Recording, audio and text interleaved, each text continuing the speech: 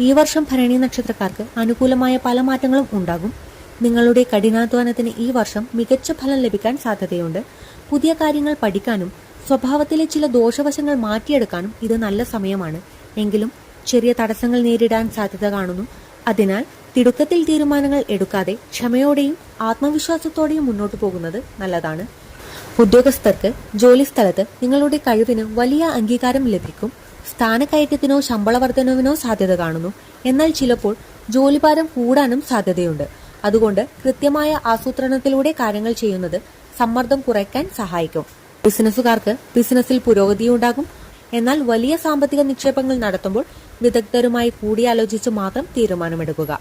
വർഷത്തിന്റെ പകുതിയോടെ പുതിയ കരാറുകൾ ലഭിക്കാൻ സാധ്യത കാണുന്നു. വരുമാനം വർദ്ധിക്കാൻ സാധ്യതയുണ്ട്. നിങ്ങളുടെ സാമ്പത്തിക സ്ഥിതി മെച്ചപ്പെടും. അപ്രതീക്ഷിതമായി ചിലവുകളും ഉണ്ടാവാം. പ്രത്യേകിച്ച് വീടുമായി ബന്ധപ്പെട്ട കാര്യങ്ങൾക്കായി പണം ചെലവഴിക്കേണ്ടി വന്നേക്കാം. പുതിയ നിക്ഷേപങ്ങൾ നടത്തുന്നതിന് മുമ്പ് നന്നായി പഠിക്കുന്നത് നല്ലതാണ്. ഭൂമിയിലും സ്വർണത്തിലുമുള്ള നിക്ഷേപങ്ങൾ ഈ വർഷം ഗുണം ചെയ്യും. കുടുംബ ബന്ധങ്ങളിൽ സ്നേഹവും ഐക്യവും നിലനിൽക്കും. ദാമ്പത്യബന്ധം കൂടുതൽ ദൃഢമാകും. അവിവാഹിതർക്ക് വിവാഹത്തിന് അനുകൂലമായ സാധ്യതകൾ ഉണ്ടാകും. ഭരണി നക്ഷത്രക്കാർക്ക് ആരോഗ്യകാര്യങ്ങളിൽ കൂടുതൽ ശ്രദ്ധ ആവശ്യമാണ്. ചെറിയ ചെറിയ രോഗലക്ഷണങ്ങളെ പോലും അവഗണിക്കരുത്.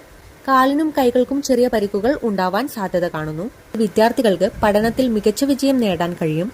ഉന്നത വിദ്യാഭ്യാസത്തിന് അവസരങ്ങൾ ലഭിക്കാൻ സാധ്യതയുണ്ട്. ഭരണി നക്ഷത്രക്കാർ ശിവക്ഷേത്രങ്ങളിൽ ദർശനം നടത്തുന്നത് വളരെ ഉത്തമമാണ്. ശിവന് കൂവളത്തില കൊണ്ട് പുഷ്പാഞ്ജലി നടത്തുന്നത് നല്ല ഫലം നൽകും. അതുപോലെ തന്നെ എല്ലാ ശനിയാഴ്ചകളിലും ശിവനെ ധ്യാനിച്ച് വ്രതമെടുക്കുന്നത് ഗുണം ചെയ്യും. ഈ ചാനൽ ഇതുവരെയും സബ്സ്ക്രൈബ് ചെയ്യാത്തവരാണെങ്കിൽ സബ്സ്ക്രൈബ് ചെയ്ത് സപ്പോർട്ട് ചെയ്യണമെന്ന് വിനീതമായി അഭ്യർത്ഥിക്കുന്നു.